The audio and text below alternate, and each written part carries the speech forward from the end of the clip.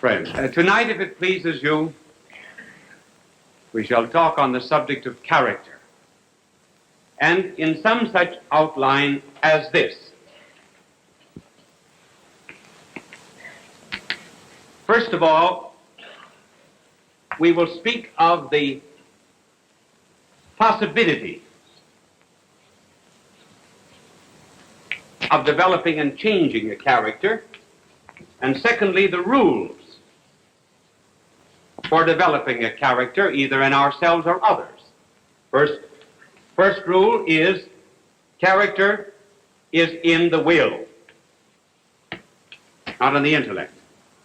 Secondly, as regards others, look for the best.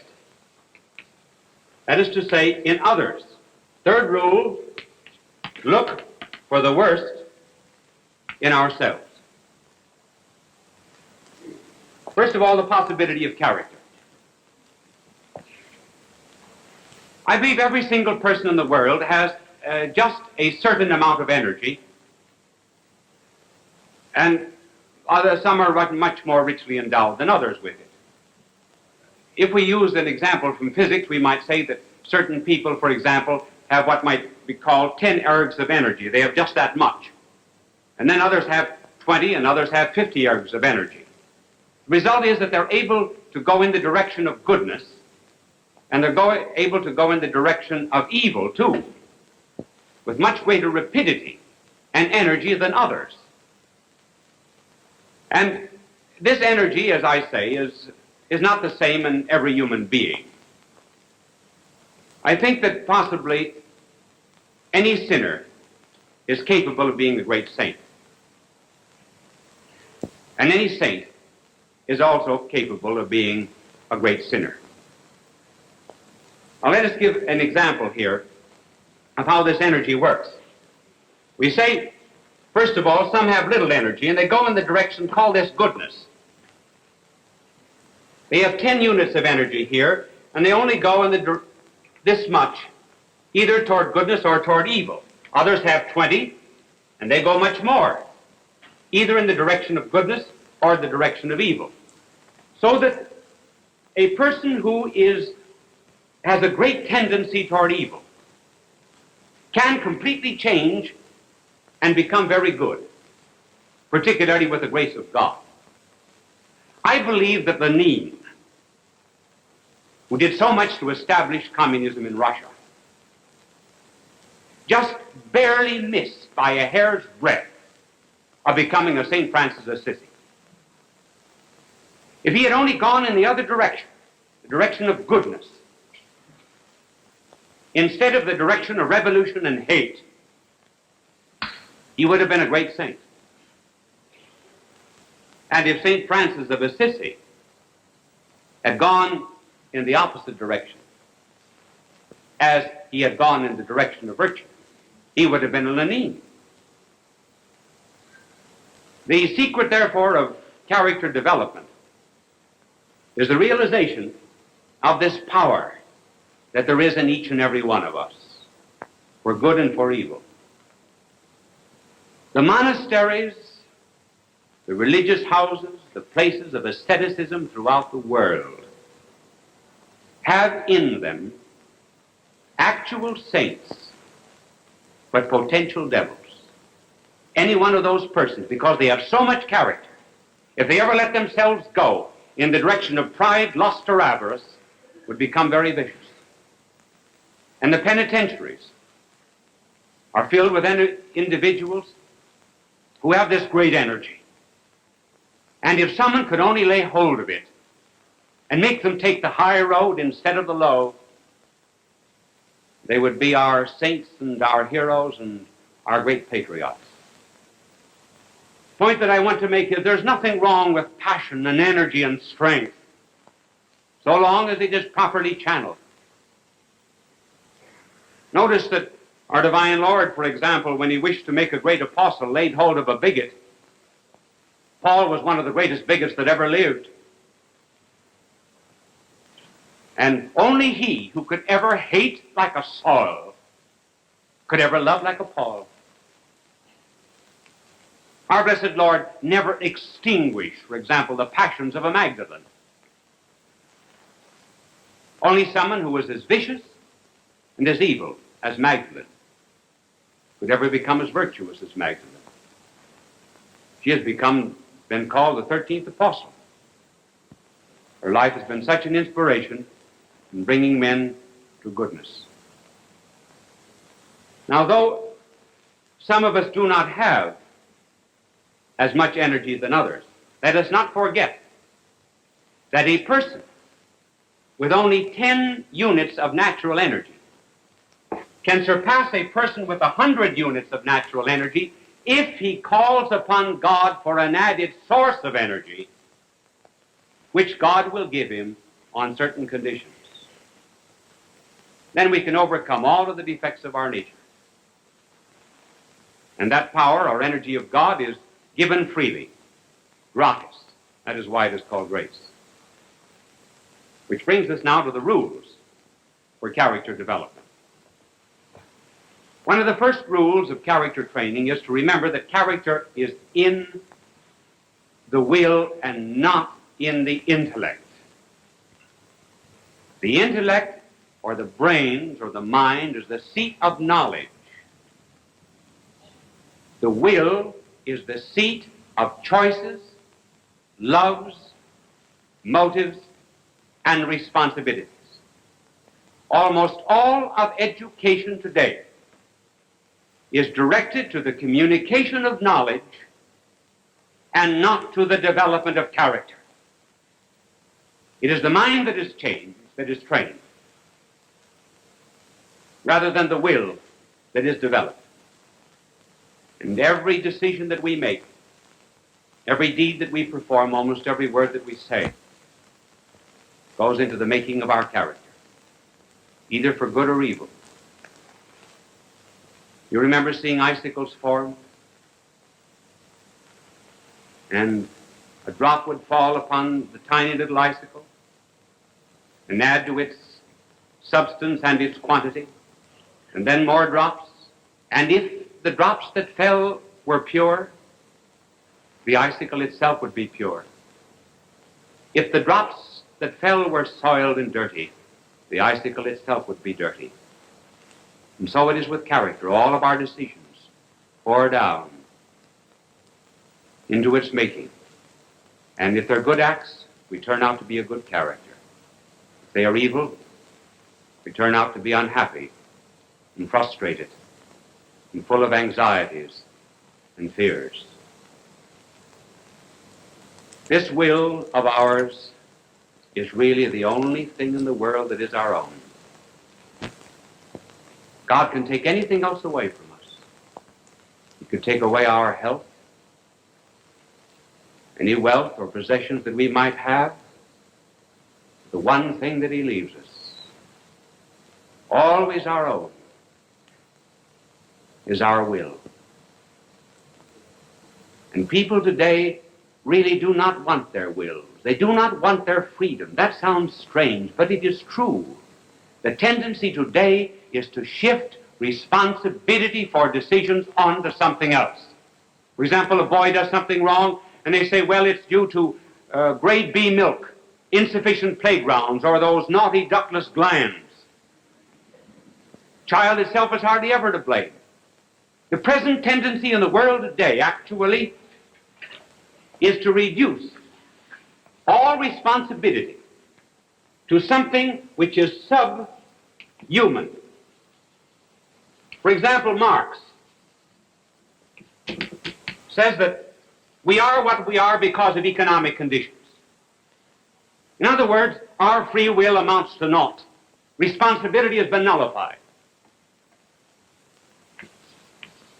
The Freudian tradition, for example, would say that to a large extent we are not economically determined, but biologically determined.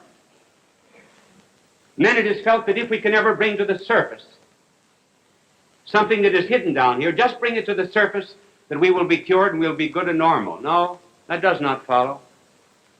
It does no good to analyze the constituency of the water that gets into the sinking ship. You do not explain the oak simply by analyzing the rotten acorn from which it came.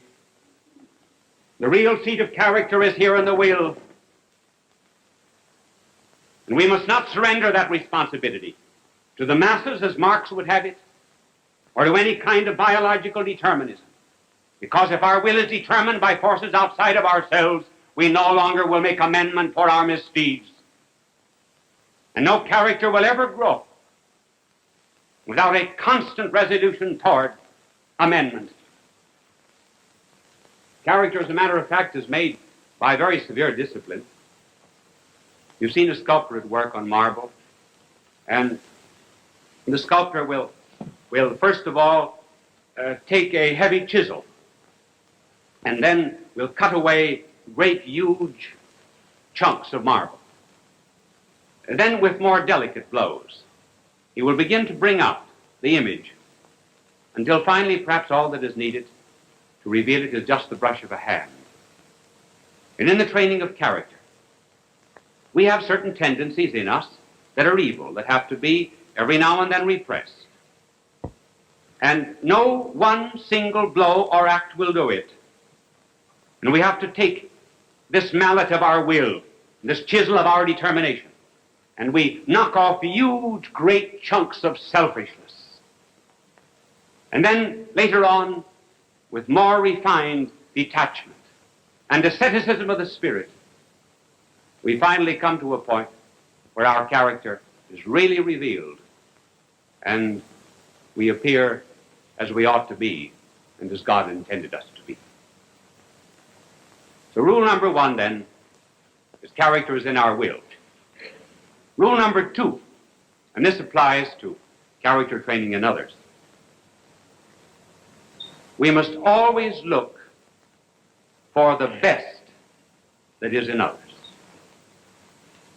When people are down because they have sinned, because they have made a mistake, or because life is against them, or because they consider themselves failures, there is nothing that is more important than to give them the helping hand and to be, in their regard, an apostle of encouragement.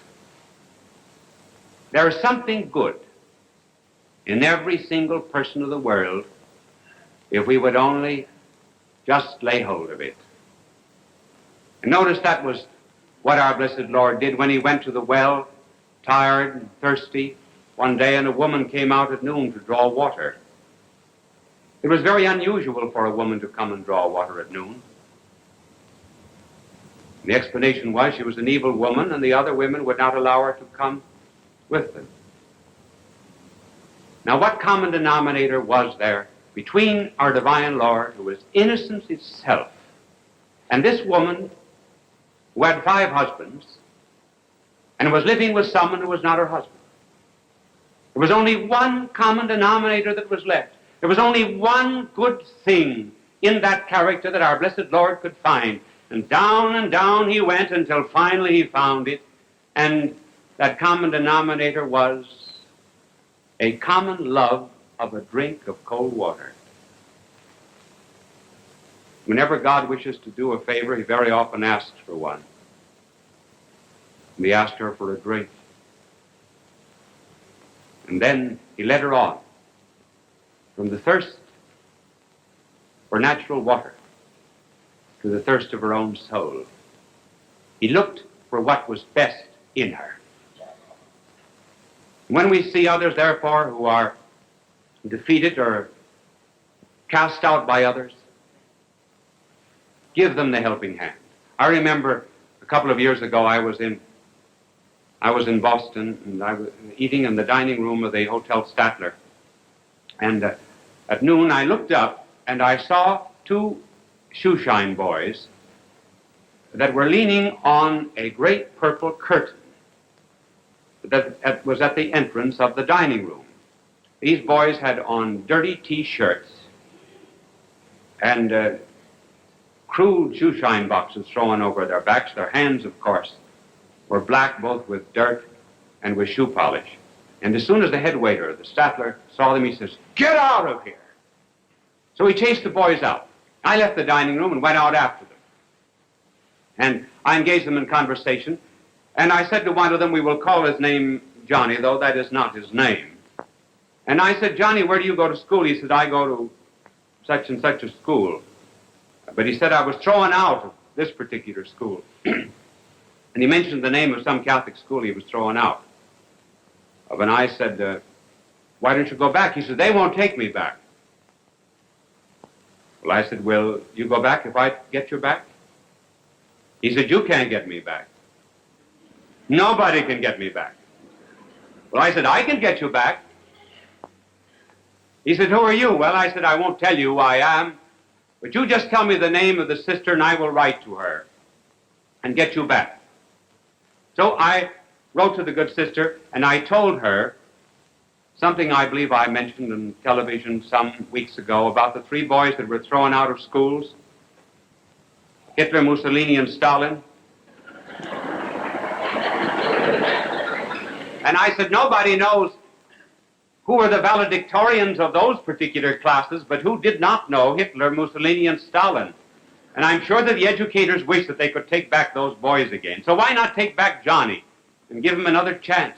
I see Johnny every now and then. He's a very, very fine young fellow, and, well, so very good I will not even talk about it now over the air, except to tell you that in all things we look for the best that is in other people.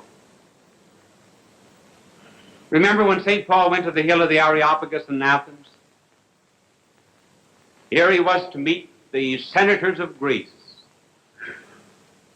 And on the way up to this hill, everywhere he passed statues of pagan deities.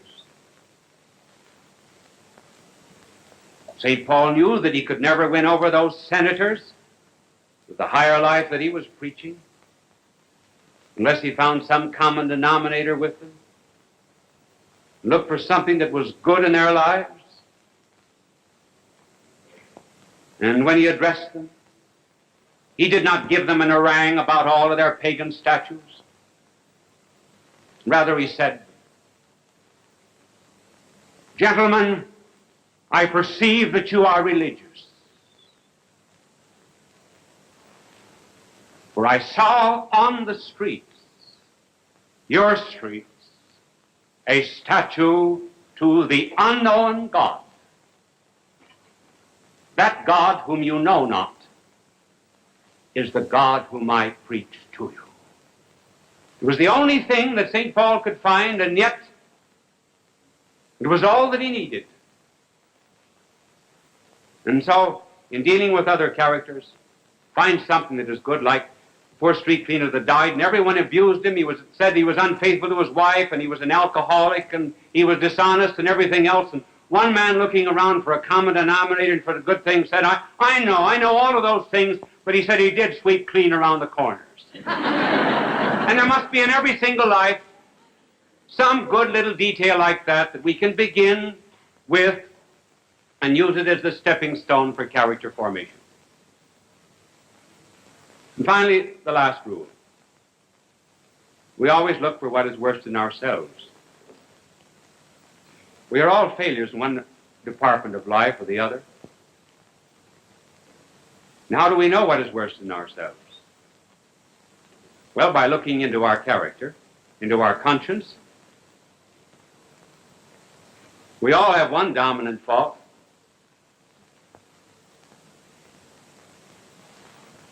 The 7 pallbearers of character, or the 7 dominant faults, are easy enough to analyze. They are pride, covetousness, lust, anger, envy, gluttony, sloth. Pride, egotism, selfishness, covetousness, desire of possessing that which belongs to others, inordinate love of flesh, lust, anger, hot-headedness, gluttony, overeating, sloth, laziness, and envy, and jealousy. If we would, after an examination of conscience, lay hold of this dominant fault of ours, we could make that the basis of the strongest part of our character. Sometimes the tooth that is filled is the strongest tooth in the head. St. Paul says, power is made perfect in infirmity. Perhaps I can explain that by telling you that some years ago, two boys in Kansas used to run to school every morning. They earned a few extra pennies, it seemed, by lighting the stove. This particular morning, by some mistake or other, gasoline was put into the can instead of kerosene, and the stove exploded, and one of the boys was burned so badly that they were told that he never would walk again. The boy began rubbing his legs, said he would walk again. The doctor said it was impossible. And yet he laid hold of that which was worst in himself, that which even seemed to be impossible, so concentrated upon it, that he perfected himself and he became one of the great milers of America, Glenn Cunningham. And so it is with character. And the good Lord would have us lay hold of what is worst in ourselves. Do not think that people who have virtue and kindness and other great talents for helping other people just came by these things naturally. They had to work at them very hard. You've often heard that Moses was meek. Yes, Scripture says he was the meekest man who ever lived, but Moses was not always meek. As a matter of fact, Moses once killed an Egyptian. And then after he was given the commandments, he came down and found his people adoring a brazen calf, and he smashed the tablets on a stone. He was the first one in the world to break all the commandments at once. Well, Moses, therefore, was a very hot-headed creature. So Moses had to work with his character. And finally, he worked on it until he became very meek. Now, the reason I speak about character training is because we're getting into a great world crisis, and it's becoming very serious. And in a crisis, what is going to come out is what is already in us. The woodsmen say that when a log is thrown into a fire, that it reveals all the colors that went into it as a tree. Namely, the purple of the dawn, the red of the sunset, the silver of the moon, the gold of the lightning, the darkness of the storm. And when the log is put into this crisis of fire, all of these colors come out. And so it is with character. All of our choices and decisions that have gone into the making of our personality will come out in a crisis. And the crisis is coming upon us. There is not much peace outside of us, and the only real peace that we can be sure of is the peace that is on the inside. And when we are building our character, we need some model on the outside, someone with justice and mercy and goodness and a spirit of sacrifice will inspire us to tear off these chunks of selfishness that we may be like unto him. For as he said, I have given you an example. May all the American characters begin to emerge now under the grace of God. As we continue to be a great nation, loving one another in a spirit of charity, loving God who made us and blessed us. God love you.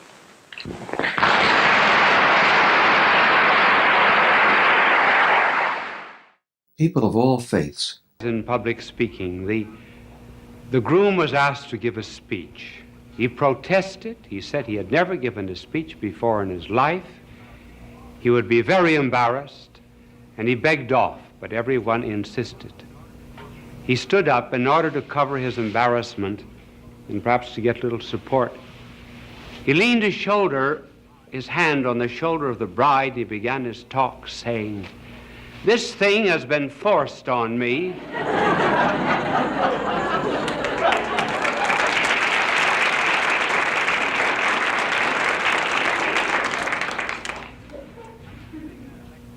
I was giving a lecture not long ago in a hall, and I was heckled from the hall. Someone interrupted. It was not at all to the point of the lecture.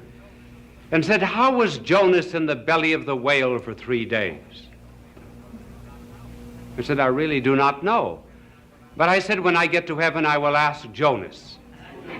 He said, "Suppose Jonas isn't there." Well, I said, "Then you ask him."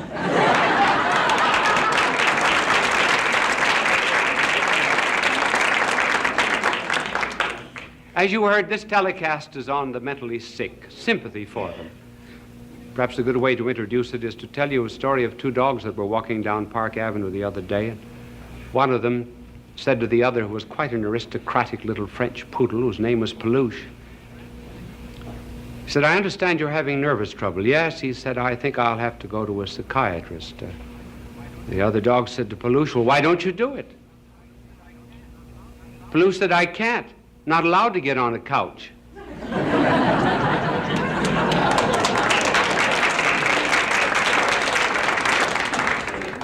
Why is it that we have more mental disorders in the United States than there is in the Eastern world?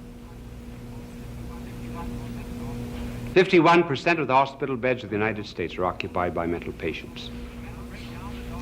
A mental breakdown is almost peculiar to Western civilization. The reason is this: what keeps people normal is being under necessity. That is to say, having a destiny to work out, or the fulfillment of a quest of some kind. Now, the Eastern people are under a very elemental necessity. There are 2 kinds of necessities. One of them is physical.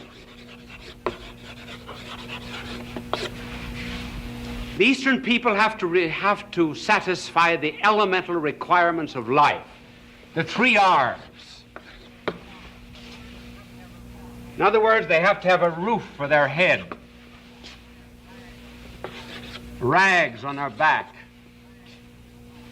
and rice for their stomachs. And as long as they are bound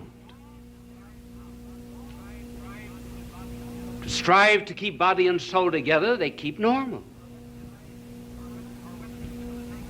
Our Western civilization is not under a physical necessity. There still is another necessity, which is moral. That moral necessity keeps people normal. It is the drive to be virtuous, to lead the good life, to eventually save one's soul. Now, if people do not have either a physical necessity or a moral necessity, they are apt to crack. That's one of the reasons why in our Western civilization we have not the problem of the 3 R's, we've got the ABCs: anxieties, boredom, and complexes. Now we might ask, what are, from a popular point of view, after all this is not a medical discourse, the principal kinds of mental disorders from which people can suffer? Well, they are 2 kinds, and we will describe them quickly and as briefly as possible. One of them is psychoses. The other, neuroses. One difference between the 2 is that this is organic. It is constitutional. It has something to do with blood and our whole physiological structure, though it could be induced also by some kind of shock. The other, the neuroses, is something that is acquired. It is not organic. It is a trait in personality. For example, someone who has a superiority complex, the desire to be above everyone else. We say this is organic. This is not to be helped so much by any kind of analysis. Some time ago, doctors made an experiment with rats who had been trained to go up certain strings and then to seek in apertures for food. The doctors took blood from a schizophrenic patient, a human being, and injected that blood into the rats. The rats, to a great extent, lost their training, which shows that the basis in some way is organic. That is one difference between the two. Another difference between the two has to do with reality. The psychotic patient is to a great extent outside reality. That is to say, he lives in a world of fantasy. Suppose he's a paranoic and believes that he's being persecuted. That's not a real world. No one is actually following him, though he believes it. The neurotic patient, on the contrary, is in a much more real world, but he has disturbed relations about that world. To explain it much more simply, a psychotic patient believes that 2 and 2 equals 5. Therefore, he's wholly out of contact with the real world, has a logic all of his own. That's one of the reasons why it's rather difficult to use argumentation and reasoning with psychotic patients. The neurotic patient believes that 2 and 2 equals 4, but he's worried about it. Then another difference here, the psychotic has little responsibility, but has some responsibility. Here, there is great responsibility. The neurotic is in flight from responsibility, a flight to illness. For example, there was one man who had worked in an office for 20 years. He was sure that he would be named vice president. He felt that he should have been named one of the 76 vice presidents, but he was not. A younger man was named ahead of him. He developed headaches, sickness. He was not able to go to work. He was not really sick. He was in flight from responsibility because his pride was hurt. Now, those are some of the differences existing between the two kinds of mentally sick, which brings us to this other question. Why is it that so many people break? Now, here we're not so much concerned with the psychotic as with the neurotic, though the explanation will, to some extent, hold. The best explanation that there is that which is given by Dr. Viktor Frankl of Vienna. Now, he uses a very long term to describe it. Doctors must do that, you know. They're like philosophers and theologians. Sometimes big words carry the burden of those who are too lazy to think for themselves. And the test of understanding anything is always to be able to explain it. I can remember once when I was in class in philosophy, the teacher said to me, "Explain time. Give a definition of it." I said, "I know what it is, but I can't tell you."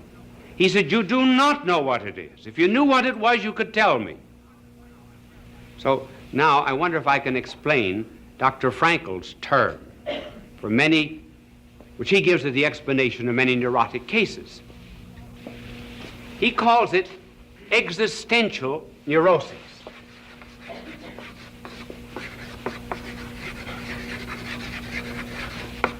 In other words, it has to do with a meaning for life. He says that the drive is not a will to pleasure, not a will to security, not a will to superiority, but the essential drive of life is a will to meaning. For example, a person would not have a gadget in his house 10 minutes without knowing what it was for. But some people will live 10, 20, 30, 40 years without knowing why they're here or where they're going. After all, that's the first question that has to be answered. And until that question is answered, namely the meaning of existence, one is apt to develop a neurosis. After all, when you go to the dentist, sit down in his chair. Before the dentist applies the drill, He has a right to say to you, what is your philosophy of life? Because if your philosophy of life is wrong, he can't be sure you'll ever pay your bill.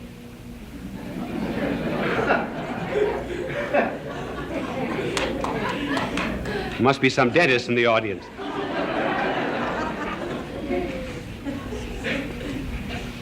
And to see that existential neurosis, how it works out in a small way on Sunday. Some people have Sunday neuroses. They do not know what to do with their time. Leisure is one of the big problems of Western civilization. We work only 38, 40 hours a week, and there are 168 hours in the week. What purpose is life the rest of the time? One of the reasons for juvenile delinquency, and we should call them not juvenile delinquents, but lawbreakers or hoodettes, little hoodlums.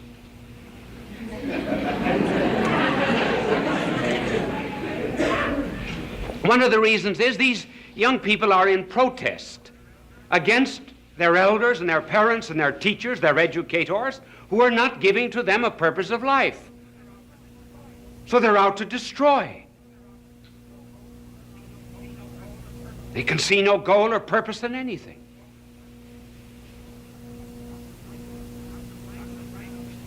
Dr. Frankl, who passed through both the Nazi and the Soviet concentration camp, said that some men who completely lacked a goal or purpose in life thought of their prison existence as just to march to a grave. Then there were others, he said, as soon as a purpose came into the life, they got strength. He said, we were all starved in prison, and yet one day one of our starving men went into the Soviet pantry and stole 3 potatoes. The Soviet guard announced to us that we would be starved until the guilty person appeared with the 3 potatoes. There were 2,500 prisoners. Suddenly they had something to live for, to assert their superiority over the Soviet system. And for 48 hours, not one of them, even though they had nothing to eat, would give way to the one who stole the 3 potatoes.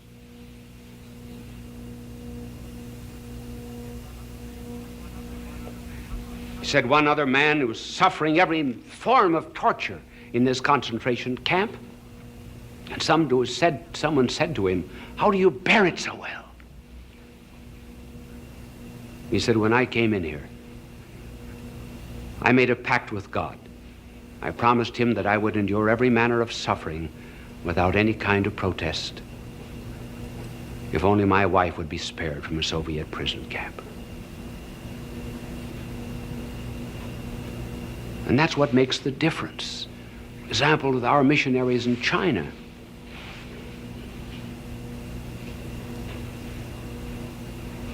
As long as they can see beyond the suffering, it becomes bearable and endurable. One woman was telling me that every day when she was let out into the prison yard, the guard would open the prison just about that wide and take her 2 or 3 minutes to squeeze out, and all of that time he would keep spitting in her face. And she just smiled back at him. One day she said, thanks. And without cynicism. And when she came back, he said to her, why did you say thanks? He said, because you made it possible for me to understand how our Lord felt when he was spat upon. There was purpose. Nietzsche did not say many wise things, but one wise thing he said was, one can endure the how of anything if you only know the why. And Dostoevsky, who suffered so much in a Siberian prison at the close of the last century, said, I pray to God that I may be worthy of my sufferings. He was not suffering from a neurosis caused by the meaninglessness of life. Why is it that we have more sympathy for the physically sick than the mental? They get little sympathy. One reason is, I suppose, we have no experience of the mentally sick. We understand physical suffering. Then we attach a shame to mental sickness. We regard it as a stigma. If someone in the family is sick, we hide it. We do not hide the fact that someone has cancer, tuberculosis. I know of no spiritual book that has been written just for the mentally sick, for the psychotic and the neurotic. Now here's the point that I want to make. Whenever people suffer and we bring them consolation, we always tell them about our Lord on the cross. You see, our blessed Lord took upon himself all the sufferings of the world. First of all, because they were the effects of sin. And also, so that we could never say, God does not know what it is to suffer. And also, that later on, when he had triumphed over his sufferings, that we might see in others his agony all over again and be sympathetic to them. But when we talk to the sick, it's almost always to the physically sick, hardly ever to the mentally sick. Are they deserving of sympathy? I believe, really and truly, that our Lord suffered on the cross for the physically sick, and in the Garden of Gethsemane for the mentally sick.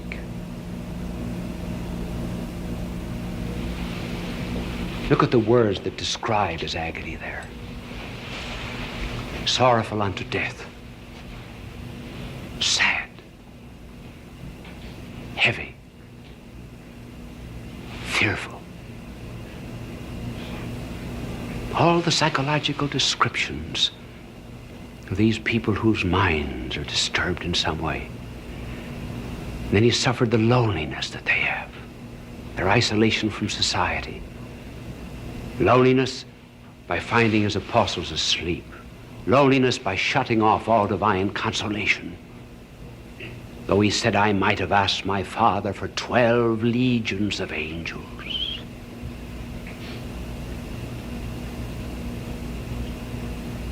But more than that, he entered into their agony. It was mental agony he suffered for them. There are various levels of pain.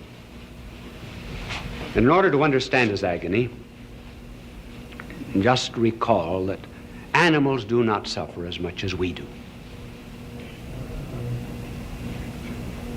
We're very apt to read into an animal suffering, but it is actually quite unjustified. An animal may be in pain, say, for 2 or 3 hours, and there's each beat of pain. But the animal never adds up the beats. What might be the 20th stroke of the hammer of pain is not to him the 20th stroke. It's isolated, it's unrelated. It's just that moment.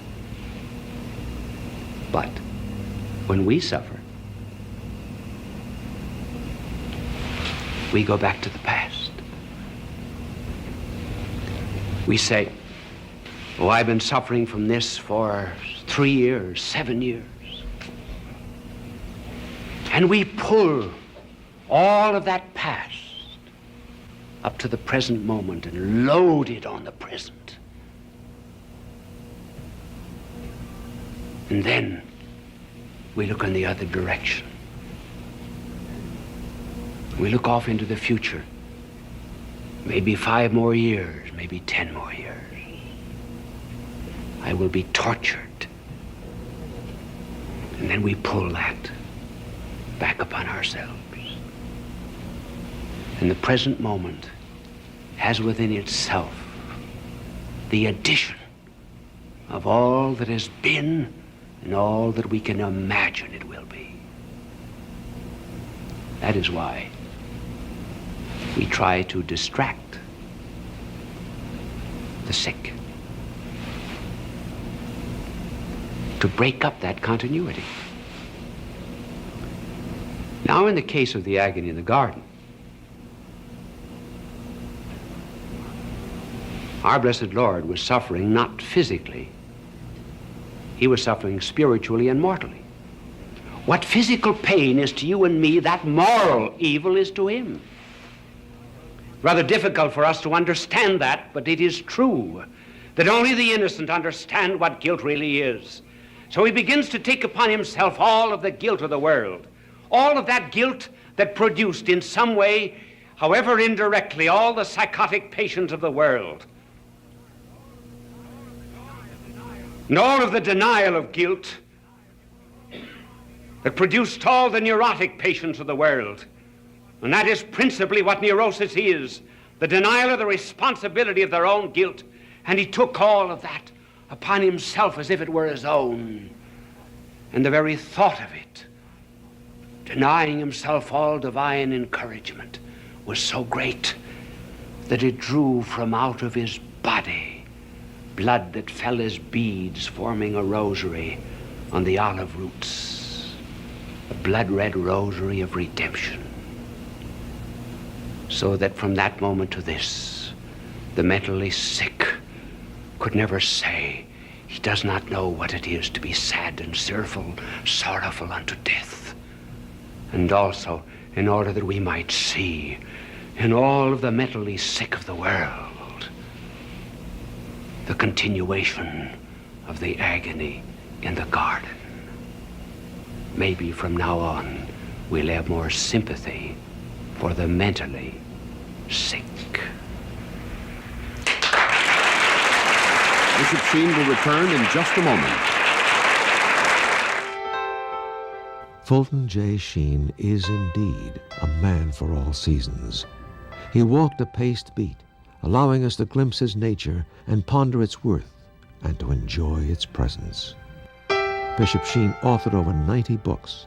He broadcast countless radio and television programs and ministered in many parts of the world to people of every belief. As he said many times, it is not a unity of religion we plead for, but a unity of religious people. We may not be able to meet in the same pew, but we can meet on our knees. We said at the beginning of the telecast that one thing that keeps people normal is to be under some kind of necessity. May I suggest that you be under a physical necessity and a moral necessity. Moral of helping relieve the physical necessities of the world by making for them some tiny sacrifice. I give to them everything that comes from these telecasts. Maybe you'll join with me in that spirit. Send it to me, and I shall pray to you, and for the poor of the world. Bye now, and God love you.